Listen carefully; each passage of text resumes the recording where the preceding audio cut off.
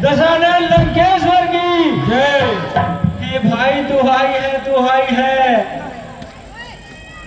मंत्री जी। जी महाराज। यह बाहर से कैसा शोर आ रहा है? महाराज दरबार पर बुआ शूर्पणखा आई है। क्या कहा?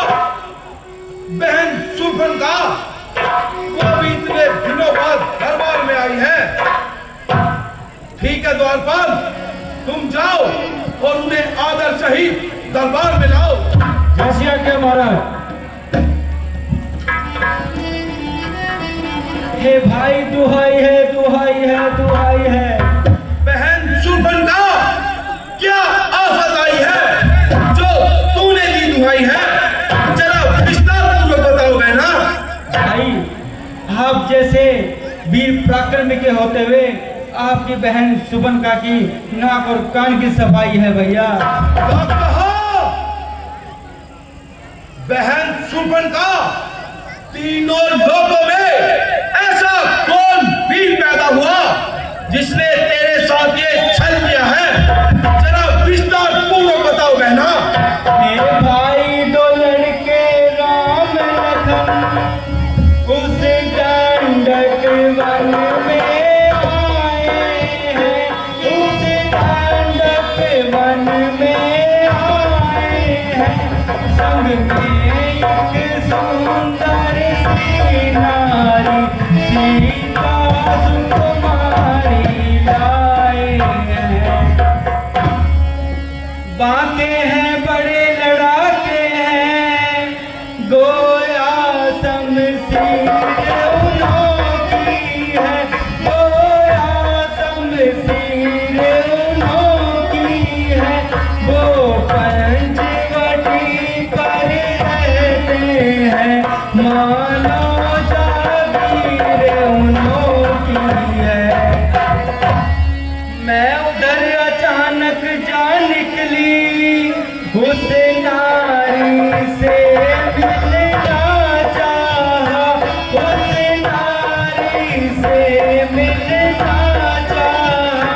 इतने में छोटे तपसी ने मुझसे कुछ छल करना चाहा।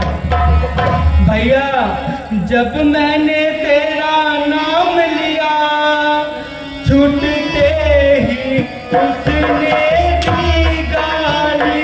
छूटते ही उसने दी गाली। मेरे ये कान कतर डाले और मेरी नाक काट डाली। मेरी नाक गई सो गई, अब अपनी नाक संभालो तुम। अब अपनी नाक संभालो तुम। यदि जग में ऊंचा नाम न हो तो नक का नाम डरा लो तुम।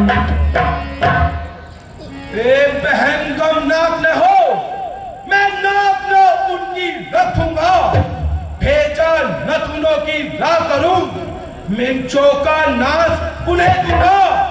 नारी की नाक काटने से होती नहीं है नाक ऊंची। बबला पर हाथ उठाने से उठती नहीं है नाक ऊंची। मैं चला नाक की सीट पकड़, नाके पर उनको पकड़ूंगा। तेरी आंखों के सामने बहना दोनों की नाक रगड़ दूंगा। बल्कि लेंगे तो नाक छेद मैं अकेले उनको डलवा दूंगा। यमपुर का नाका दिखलाकर नाक को चने चपवा दूंगा। ये धाम धरा पाताल सभी मेरे बिना के पर जीते हैं। भैंसे मेरे बाघ और बकरी जल एक घाट पर पीते हैं। यह समाचार, यह दुराचार क्या खरदूषण से नहीं कहा? उनका तो वही अखाड़ा था, क्या कुलभूषण से नहीं कहा?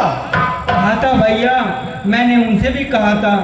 वो सेना लेकर गए वहाँ, अत्यंत घोर संग्राम हुआ।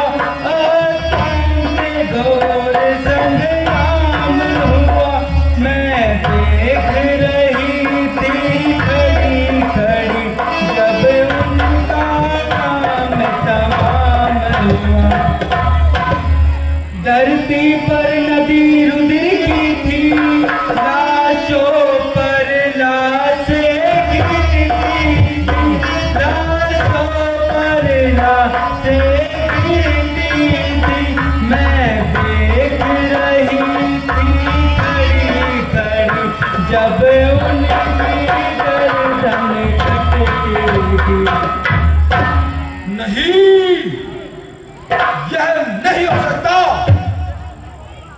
क्या कहा? खरदूषण त्रिशा मारे गए? हाँ भैया। ओह, जब एक अकेली शक्ति ने सब वीरों को मार दिया, इससे यह सिद्ध हुआ नारायण तूने सचमुच अवतार लिया। अपना परिचय देने को निकला यह युक्ति मुझे। इसी संग्राम के कारण ही मिल जाएगी मुक्ति मुझे। यदि सचमुच अवतारी है तो मैं पाँव ही रखूंगा। पिछले जन्म का बंधन भी तुम्हारे द्वारा ही काटूंगा। बहन शूर्पणखा, तुम बैठो, थोड़ी धीर धरो। मैं दंडक वन को जाता हूँ और तेरी नाक कान काटने का दोनों को मजा चखाता हूँ। मंत्री जी महाराज, बहन शूर्पणखा को महलों में ले जाओ और सुसैन महल से इनके नाक और कान की मलहम पट्टी कराओ। जय श्री राम महाराज।